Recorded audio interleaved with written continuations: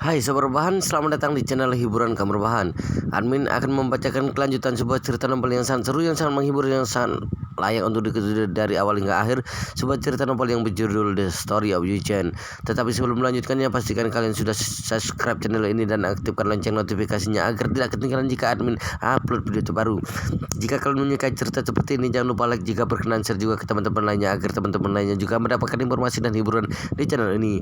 Baik, kita lanjutkan di part ke 484 bertepatan dengan bab ke 2334. Bab ke 2334. Pada saat yang sama, sebuah helikopter sudah meninggalkan daerah perkotaan dan melaju menuju daerah pegunungan di pinggiran Jinling. Di pesawat, Chen Jekai melapor pada Yu Chen, "Tuan muda, jarak target masih 10 km dari kita dalam garis lurus karena mobil mereka hanya bisa melewati tikungan di pegunungan, jadi seharusnya kita bisa segera menyusul mereka." Yu Chen mengangguk dan berkata, "Aku masih punya satu masalah lagi yang tidak aku mengerti." Chen Jekai buru-buru bertanya, "Tuan muda, masalah apa?" Yu Chen berkata, "Aku tidak mengerti sebenarnya jalan terakhir apa yang ditinggalkan Liu Zhan untuk dirinya sendiri. Dia membuat gerakan yang begitu besar. Aku yakin meskipun sekarang tidak ada polisi yang mengejar, tapi seharusnya sudah ada penyergapan polisi di setiap persimpangan di depan." Tidak peduli seberapa mahal Rolls Royce yang dia kendarai, juga hanyalah sebuah mobil. Dalam situasi seperti ini, dia sulit untuk kabur meski punya sayap. "Benar," Chen Jekai mengangguk dan berkata, "Setuju.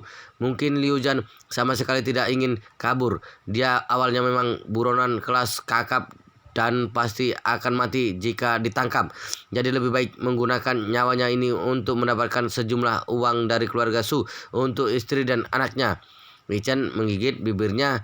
"Jadi maksudmu adalah Liu Zhan sudah bertekad untuk mati dan sama sekali tidak berencana untuk kabur hidup-hidup, bukan? Benarkah?" "Benar kan?" "Benar," Chen Jekai berkata. "Aku pikir ini kemungkinan paling besar." Yu Chen menggelengkan kepalanya dan berkata, "Jika dia benar-benar siap mati, maka dia seharusnya tidak akan bertele-tele untuk melakukan pertunjukan seperti ini. Dia hanya perlu mencari sebuah alasan di klub Zhenbao dan membunuh Du Haiking sebagai sandera. Mengapa repot-repot meminta mobil Rolls Royce dan melaju ke sini tanpa henti? Mengapa repot-repot meminta mobil Rolls Royce dan melaju ke sini tanpa henti?" Chen Jekai berpikir sejenak. Apakah ingin melakukan pertunjukan yang lengkap? Bukankah itu tidak perlu? Yu Chen berkata dengan ringan, mati ya mati. Apa gunanya melakukan begitu banyak adegan sebelum mati? Jika dia hanya ingin membingungkan orang-orang agar tidak mencurigai keluarga Su, maka dia yang membunuh begitu banyak sandera di klub Zhenbao. Hanya dengan memiringkan moncong pistol, dia sudah bisa membunuh Du Haiking. Semua orang juga tidak akan curiga. Chen Jekai bertanya, "Tuan muda, jadi maksud Anda Liu Zhan punya cara untuk kabur dengan selamat?" Yu Chen mencibir, "Aku masih tidak yakin apakah Liu Zhan benar-benar memiliki cara untuk kabur dengan selamat. Tapi yang bisa aku yakini adalah jika keluarga Su yang berjanji untuk membantunya melarikan diri, maka keluarga Su pasti tidak akan membiarkannya tetap hidup." Chen Jekai buru-buru bertanya, "Tuan muda, jika sesuai dengan perkataan Anda, maka keluarga Su pasti sudah siap untuk membunuh Liu Zhan, benar?" Yu Chen mengangguk ringan dan berkata, "Kurasa berdasarkan gaya keluarga Su dalam bertindak, mereka pasti akan menghindari untuk menunda-nunda waktu. Jadi mereka pasti akan menghabisi Liu Zhan sesegera mungkin dalam kisaran yang wajar." Chen Jekai berpikir sejenak dan berkata, maka tempat yang akan dipilih oleh keluarga Su seharusnya bagian jalan gunung ini yang tidak ada jalan keluar. Ichan menjawab ya dan memerintahkan percepat kecepatan, kejar mereka sesegera mungkin. Baik Tuan Muda. Setelah beberapa menit terbang dengan helikopter, Cendekai menunjuk ke sebuah mobil hitam di jalan diagonal di depan dan berkata, Tuan Muda, lihat mobil itu, mobil hitam yang ada di bawah itu. Yichen menunduk dan melihat. Benar saja, itu adalah mobil Rolls-Royce Cendekai. Namun karena ketinggian pesawat Rolls-Royce itu terlihat tidak sebesar kuku, saat ini Cendekai bertanya padanya, Tuan Muda, apakah kita ingin menurunkan ketinggian untuk mengejarnya? Yichen melambaikan tangannya. Tidak perlu. Jangan sampai membuat musuh menjadi waspada. Ikuti dia dari kejauhan untuk mengamatinya dulu. Pada saat ini Liu Zhan tidak tahu bahwa Yichen sudah mengawasinya dengan ketat dari langit. Dia mengemudi dengan seksama sambil melihat navigasi dari waktu ke waktu. Navigasi menunjukkan jarak dengan terowongan yang ditentukan masih kurang dari 5 km. Kecepatan saat ini sekitar 180 km per jam. Hanya membutuhkan waktu 2 menit untuk tiba. Berpikir tentang ini, Liu Zhan bersemangat sehingga dia sedikit sudah tidak tahan. Saat terowongan semakin dekat, dia juga menjadi semakin bersemangat. Tidak bisa menahan diri untuk menginjak pedal gas lebih dalam dan kecepatan mobil juga sedikit lebih cepat. Saat ini Liu Zhan sedang mengendarai Rolls-Royce di jalur menyalip. Saat dia mendekati terowongan, dia melihat di sisi kanan dan jalan depan ada sejumlah truk yang relatif lambat berjalan beriringan. Dia melirik plat nomor dan menjadi semakin lega. 2 truk di depan adalah truk yang diatur oleh keluarga Su. Kedua mobil ini melaju di jalan dengan kecepatan rendah untuk menentukan waktu mencapai terowongan berdasarkan lokasi Liu Zhan. Karena menurut rencana keluarga Su, setelah mobil Liu Zhan memasuki terowongan, kedua kendaraan ini akan bertabrakan di belakangnya, yaitu di pintu masuk terowongan. Dengan begini, 2 truk saling bertabrakan dari belakang dan bisa langsung sepenuhnya memblokir jalan 2 jalur ini, dan kendaraan di belakangnya tidak akan bisa lewat untuk sementara waktu. Dengan begini, Liu Zhan akan mendapatkan waktu yang cukup panjang. Mobil yang dikendarai Liu Zhan segera melewati 2 truk ini. Saat ini hanya tinggal 1 km lagi untuk sampai pintu masuk terowongan.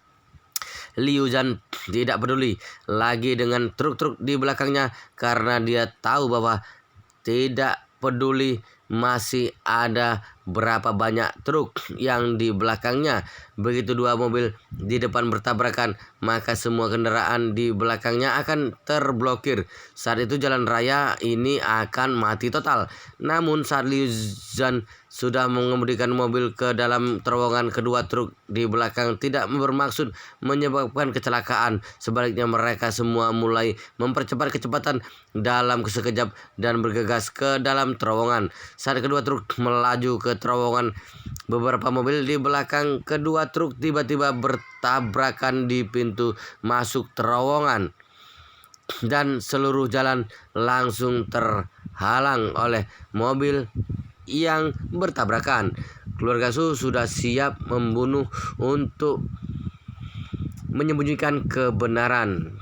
Kedua truk ini terus melaju dengan kencang. Masing-masing truk membuat puluhan ton barang.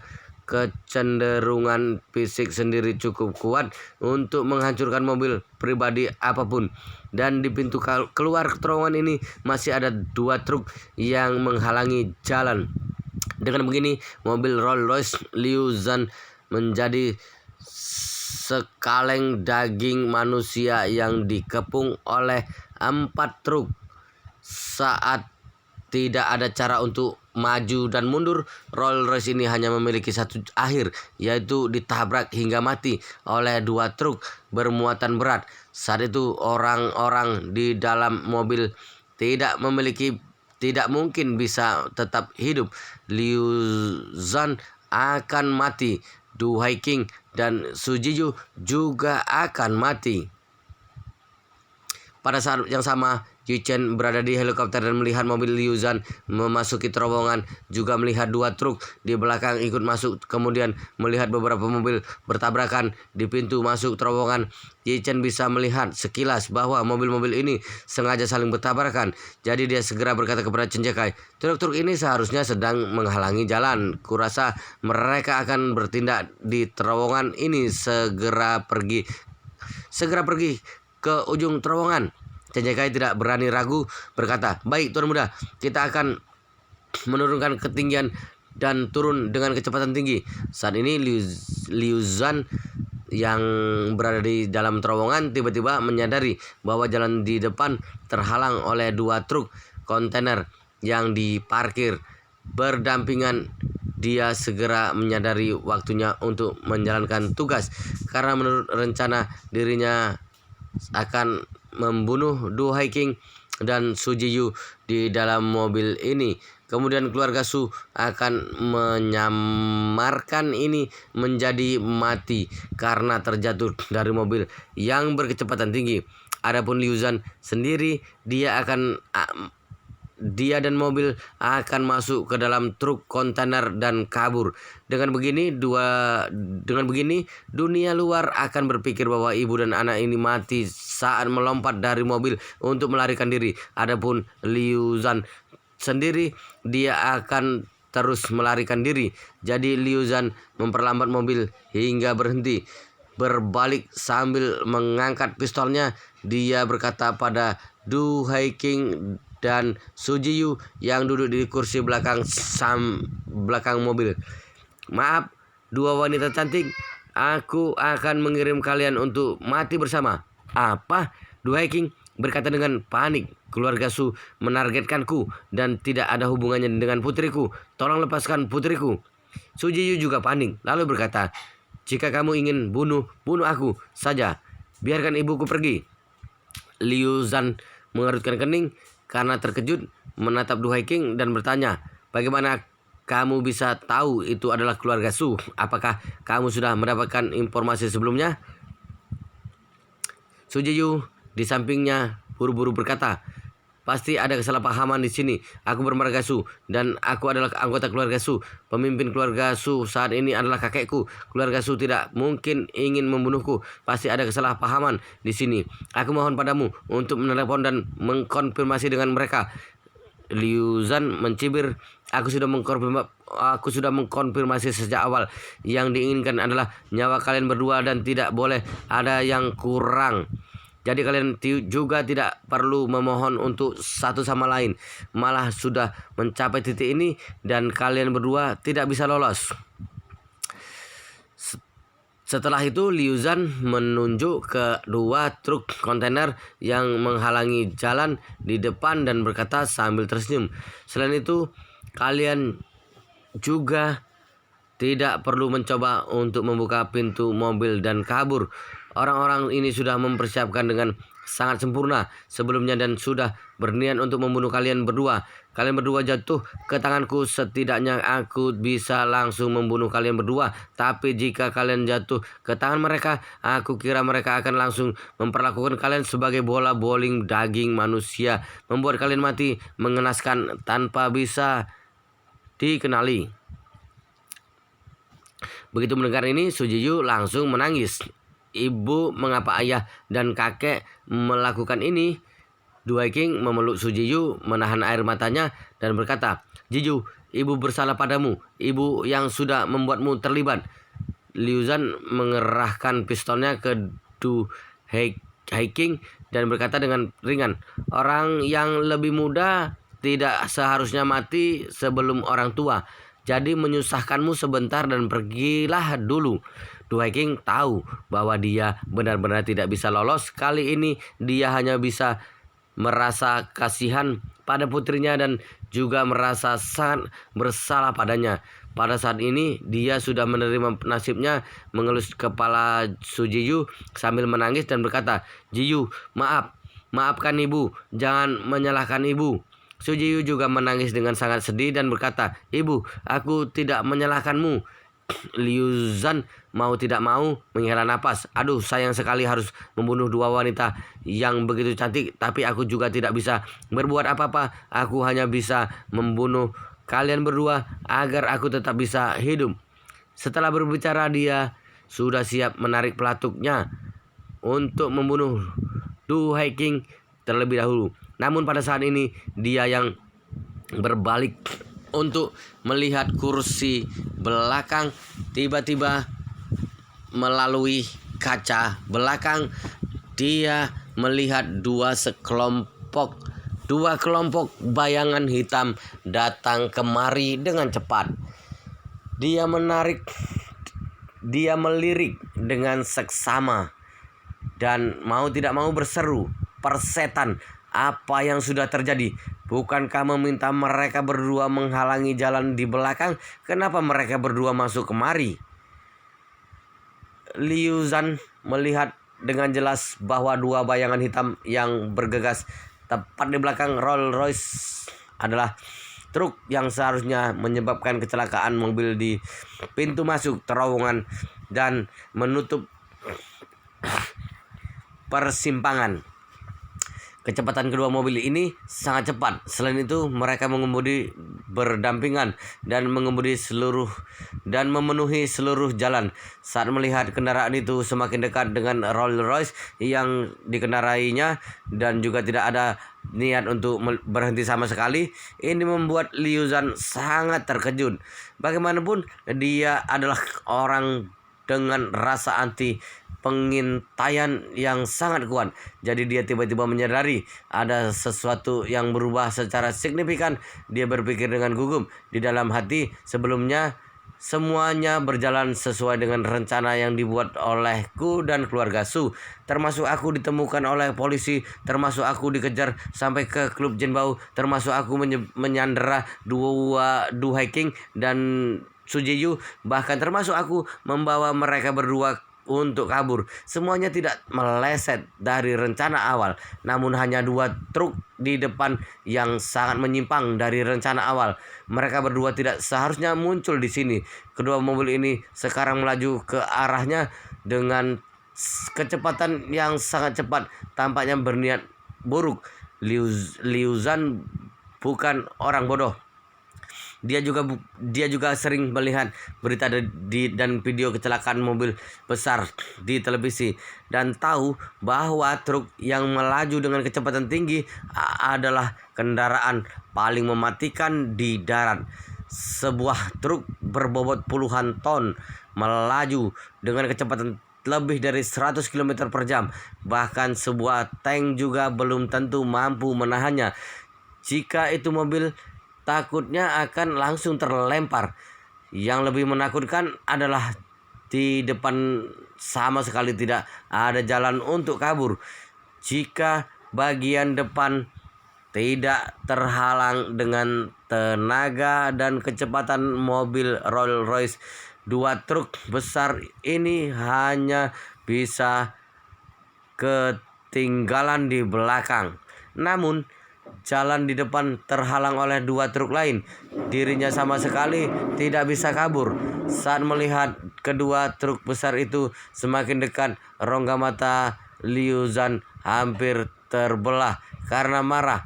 Dia mau tidak mau menggetakkan gigi dan mengutuk. "Sial, sungguh tidak disangka. Keluarga Su begitu tidak bisa dipercaya. Mereka memintaku membunuh kalian berdua, ternyata mereka juga ingin membunuhku. Trik keluarga Su benar-benar bagus, membunuh orang yang sudah bekerja untuk mereka." Awalnya Su Jiyu berpikir Liu Zhan akan langsung menembaknya dan ibunya. Namun dia tidak menyangka Liu Zhan tiba-tiba melihat ke kaca ke belakang dan mengutuk keluarga Su penuh dengan kebencian. Jadi dia menoleh tanpa sadar dan langsung melihat dua truk besar yang semakin dekat. Dengan IQ-nya, dia segera memahami situasinya. Dia tersenyum pahit dan berkata kepada Liu Zhan, Dari awal kamu sudah tahu bahwa keluarga Su bahkan ingin membunuh orangnya sendiri. Kamu seharusnya tahu mereka tidak akan mungkin membiarkanmu pergi hidup-hidup. Liu Zhan tampak putus asa dan bergumam, kamu benar. Aku benar-benar digunakan sebagai senjata oleh keluarga Su. Setelah berbicara, Liu Zhan tiba-tiba menjadi sangat marah, menangis dan mengutuk. Kalian keluarga bodoh, macam apa itu? Karena sudah berdiri di dunia, setidaknya harus mengutamakan moralitas kan? Su Jiyu mencibir, kamu sendiri adalah seorang pembunuh yang mengambil nyawa orang karena dibayar. Untuk apa lagi membicarakan tentang moralitas? Liu Zhan segera memarahi, sialan, jika bicara omong kosong denganku lagi, percaya atau tidak, aku akan membunuhmu dengan satu tembakan. Su Jiyu tersenyum sedih dan berkata tanpa mengalah, langsung tembak saja aku. Jauh lebih baik ditembak mati olehmu daripada ditabrak truk hingga hancur berkeping-keping kemudian perlahan-lahan mati dengan menyakitkan. Begitu Liu Zhan mendengar ini, wajahnya langsung pucat karena terkejut. Meskipun dia seorang penjahat kejam yang sudah merenggut banyak nyawa, tapi dia juga takut mati dan juga takut sakit. Jika benar-benar mati perlahan setelah ditabrak seperti orang yang mati dalam kecelakaan mobil besar, maka dia lebih baik langsung mati saja. Su Jiyu melihat dia benar-benar sudah panik, ekspresinya penuh dengan penghinaan dan berkata dengan dingin, kenapa? Kamu biasanya sudah banyak membunuh orang, tapi sekarang juga takut mati. Saat ini Liu Zhan juga mengabaikan ejekan Su Jiyu dengan bertanya, apa kamu tidak takut mati? Su Jiyu berkata dengan dingin, jika harus mati, apa gunanya takut? Bisakah kabur jika merasa takut? Liu Zhan tiba-tiba terdiam. Perkataan Su Jiyu memang benar. Dalam situasi seperti ini, tidak mungkin ada kesempatan untuk kabur. Mobil tidak bisa lewat dan akan lebih tragis jika turun dari mobil. Jika tubuh manusia langsung dilindas oleh truk besar, pada dasarnya akan menjadi daging cincang. Su Jiyu berkata saat ini, bukankah kamu memiliki bom di tubuhmu? Ledakan saja. Mati seperti itu juga lebih mengurangi sedikit rasa sakit. Liu Zhan tersenyum pahit. Aku mana ada bom, semua itu palsu. Setelah itu dia mengambil detonator, menekannya beberapa kali dan berkata dengan getir, lihatlah, tidak ada reaksi sama sekali. Su Jiyu tidak menyangka Liu Zhan ini dari awal hanyalah sampah tidak berguna. Dia merasa sangat enggan begitu berpikir bahwa dirinya dan ibunya akan mati di terowongan ini karena orang ini. Namun saat ini dia juga menyadari dirinya dan ibunya tidak memiliki kesempatan untuk kabur. Paling-paling masih ada belasan detik yang tersisa untuk bisa hidup. Saat ini dia sudah bisa merasakan getaran kuat yang disebabkan oleh dua truk berat yang melaju dengan kecepatan tinggi. Saat ini lengannya memeluk erat Du Haiking dan Du Haiking di sampingnya. Pada saat yang sama, helikopter Yichen sudah menurunkan ketinggian dan muncul di sisi lain gunung. Helikopter menerus menurunkan ketinggiannya di saat pintu masuk terowongan di ujung ini. Tapi karena jarak dengan darat semakin dekat, kecepatan turun pilot menjadi semakin hati-hati. Tadi saat melihat Rolls-Royce masuk dan juga dua truk besar ikut masuk, Yichen menyadari strategi pihak lain. Keluarga Su pasti ingin membuat kecelakaan lalu lintas yang serius dan membunuh Du Haiking, Su Jiyu dan Liu Zhan sekaligus. Di dalam terowongan, ketiga orang ini juga tidak mungkin akan ada kesempatan untuk kabur. Jadi Yichen terus mendesak pilot turun lebih cepat lagi. Jika lambat, takutnya tidak sempat untuk menyelamatkan orang. Pilot berkata, Tuan Muda, ada radar di bagian bawah pesawat untuk mendeteksi jarak antara bagian pesawat dan darat secara langsung. Begitu jaraknya dalam 20 meter, akan secara paksa mempertahankan kecepatan turun dalam kisaran yang aman. Aku ingin lebih cepat juga tidak bisa. Yichen melihat ke bawah. Ketinggian saat ini hampir 10 meter, tidak banyak, setidaknya setinggi 5 lantai. Jika mengikuti kecepatan turun ini, setidaknya harus menunggu 20 atau 30 detik baru bisa mendarat. Jadi dia segera membuka sabuk pengamannya, membuka pintu kabin dan berkata kepada Chen Zhikai, "Bawa orang dengan pistol untuk menjaga pintu masuk terowongan. Tembak langsung jika ada yang berani datang untuk membantu." Chen Zhikai buru-buru bertanya, "Tuan muda, apa Anda ingin melompat?" Sebelum dia selesai berbicara, Yichen sudah melompat dari helikopter. Bagi Yichen, meskipun dia belum pernah melompat dari tempat yang begitu tinggi, tapi dia meminum banyak pil peremajaan untuk meningkatkan fisiknya dan juga memiliki energi spiritual sebagai pendukung. Jadi dia bisa memastikan dengan kekuatan fisiknya saat ini tidak akan ada masalah apapun untuk melompat dari ketinggian ini. Benar saja, Yichen melompat dan jatuh dengan keras ke tanah dalam sekejap mata, meskipun kakinya menahan kekuatan besar dalam sekejap, tetapi juga benar-benar dalam jangkauan tubuhnya. Saat mendarat, dia tidak berani menunda dan bergegas menuju pintu masuk terowongan. Saat ini hanya terdengar suara benturan keras yang tiba-tiba datang dari dalam. Bruk!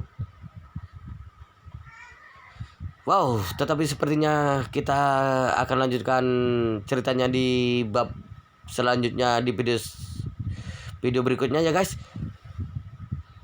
Jadi di video ini kita akan akhiri dulu, dan pastikan kalian sudah subscribe channel ini dan aktifkan lonceng notifikasinya agar tidak ketinggalan jika admin upload video terbaru.